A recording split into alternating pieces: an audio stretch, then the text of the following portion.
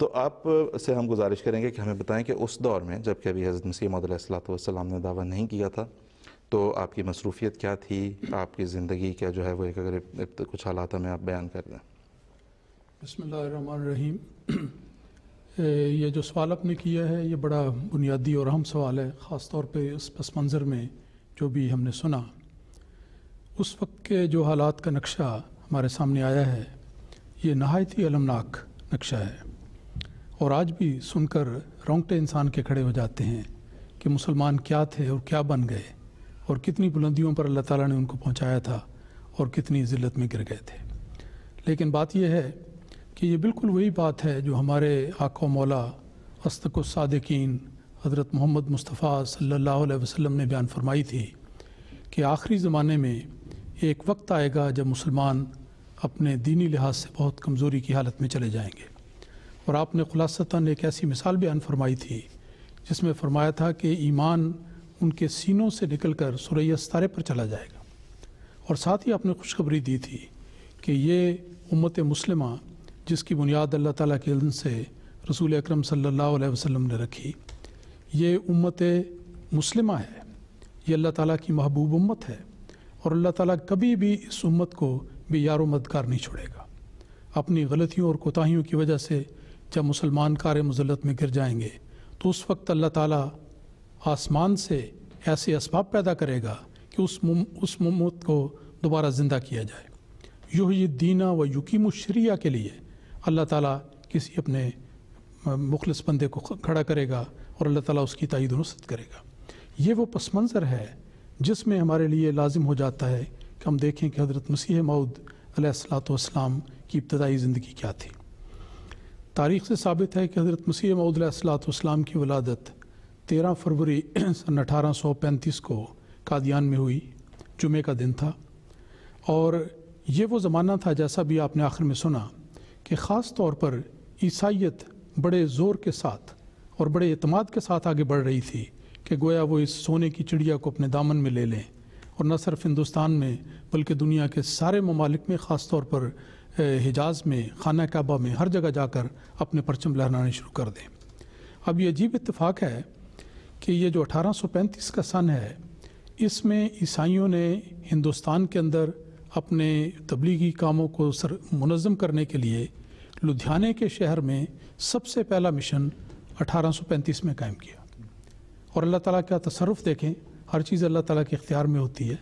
اسی سال اللہ تعالیٰ نے ایسی تقریب پیدا کی کہ حضرت مسیح موعود علیہ الصلوۃ والسلام کی ولادت 20 سن میں ہوئی، اور پھر جب 1889 میں جا کے 89 میں آپ نے بعد میں اللہ تعالیٰ کے اذن سے جماعت احمدیہ کی بنیاد رکھی، تو اسی شہر کا آپ نے انتخاب کیا۔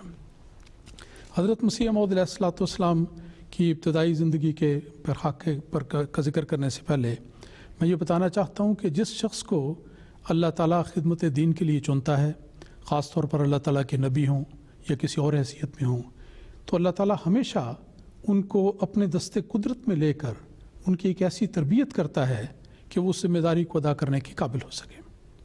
حضرت مسیح موعود علیہ الصلوۃ والسلام نے اس کا نقشہ اس طرح کھینچا ہے کہ ابتدا سے تیرے ہی سائے میں میرے دن کٹے، گود میں تیری رہا میں مثل طفل شیرخوار۔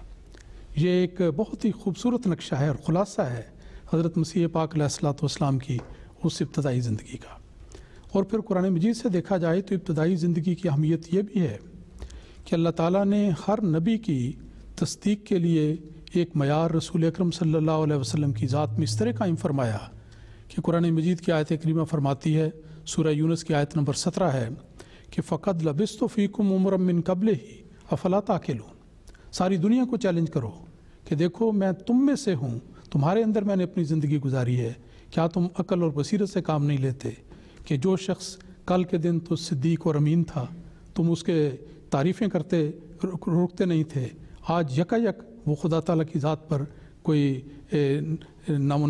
غلط بات کیسے منسوب کر سکتا ہے۔ بالکل یہی بات حضرت مسیح موعود علیہ الصلوۃ والسلام نے بھی اپنی زندگی میں پیش فرمائی، اور آپ نے اسی آیت کو پیش کرتے ہوئے اپنی صداقت کی دلیل دی ہے۔ اب ہم آپ کی زندگی پر ایک طائرانہ نگاہ کرتے ہیں۔ دیکھیں، جس شخص کو اللہ تعالیٰ نے خدمت دین کے لیے، اور اس زمانے میں ہم خاص طور پر یہ ذکر کرتے ہیں کہ حضرت مسیح موعود हज़रत अक़दस मसीह मऊद अलैहिस्सलाम को इहयाए दीन के लिए, ग़लबा इस्लाम के लिए कायम फरमाया, उस शख्स की तालीम का अंदाज़ क्या था? असल तो मौलम अल्लाह ताला था। हर चीज़ अल्लाह ताला ने आपको सिखाई। अरबी ज़ुबान का इल्म आपको दिया, 40,000 मादे का इल्म एक रात में आपको दे दिया। आप किसी अरबी दरसगाह में नहीं पढ़े, किसी यूनिवर्सिटी में नहीं गए, कभी अरब मुल्क में नहीं गए, हिंदुस्तान से बाहर नहीं निकले, लेकिन अल्लाह ताला ने आपको अरबी ज़ुबान का ऐसा इल्म अता किया कि आपका खुतबा इल्हामिया उसकी शाहकार है, उसका एक शाहकार है। तो इस लिहाज से जहाँ तक तालीम का ताल्लुक़ है, हज़रत मसीह मऊद अलैहिस्सलाम ने मामूल के मुताबिक अपनी एक इब्तदाई तालीम 6-7 साल की उम्र में आपने एक तालीक के ज़रिए, एक उस्ताद के ज़रिए कुरान मजीद का पढ़ना सीखा, लेकिन उसमें कुरान मजीद के मारिफ और उलूम और रूहानी बातें हरगिज़ शामिल नहीं थी। वैसे भी देखा जाए तो 6-7 साल की उम्र में बच्चा अल्फाज पढ़ने से ज़्यादा कुछ नहीं समझ सकता, तर्जुमा भी नहीं समझ सकता, उलूम मारिफ का तो सवाल ही पैदा नहीं होता। अरबी ज़ुबान के सर्फ़ व नाव के चंद कवायद उन्होंने सीखे, वालिद साहब तदवाबत सीखी, ये आपकी तालीम का एक मुख्तसर सा नक्शा बनता है। आपकी सारी ज़िंदगी में ये चीज़ बहुत नुमायाँ थी कि आप खलवत नशीनी को पसंद करते थे। सारी ज़िंदगी आपकी सादगी में बिला तकल्लुफ़ अल्लाह ताला की रज़ा पर राज़ी रहते हुए बग़ैर किसी मुतालबे के एक दरवेशाना ज़िंदगी आपने गुजारी। आपके साहिबजादे हज़रत मिर्ज़ा सुल्तान अहमद साहब ने एक जगह बहुत अच्छा खुलासा निकाला है। आप फरमाते हैं कि हमारे वालिद साहिब ने ज़िंदगी मुग़ल के तौर पर नहीं बल्कि एक फ़कीर के तौर पर गुजारी। तो देखें कितना जामे फ़िक्रा है जो आपने बयान फरमाया। ये गोया कूज़े में, दरिया को कूज़े में उन्होंने बंद कर दिया। मुतालिया हज़रत मसीह मऊद अलैहिस्सलाम की ज़िंदगी में बहुत नुमायाँ नज़र आता है, और मुताले में सबसे मुक़द्दस किताब जो कभी हो सकती है वो कुरान मजीद है। हज़रत मसीह मऊद अलैहिस्सलाम को कुरान मजीद के साथ एक इश्क था।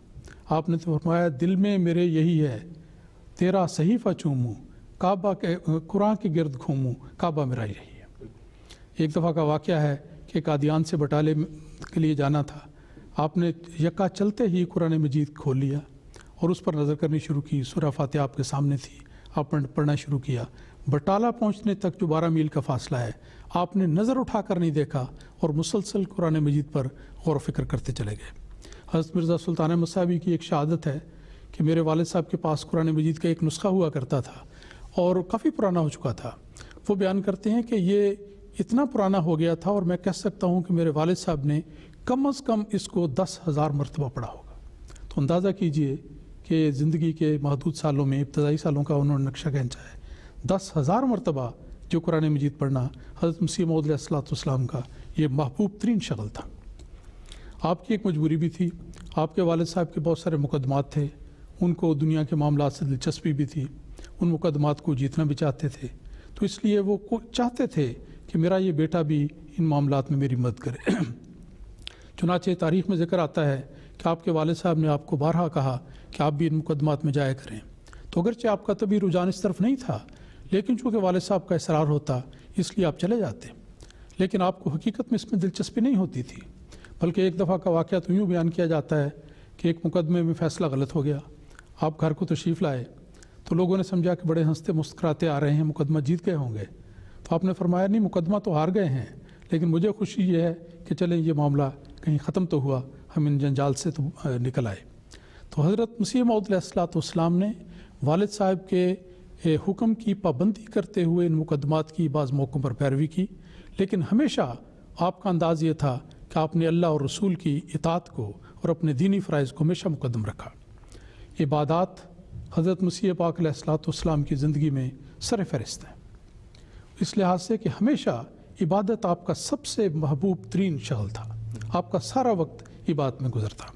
और मुकदमात की भी बात की है।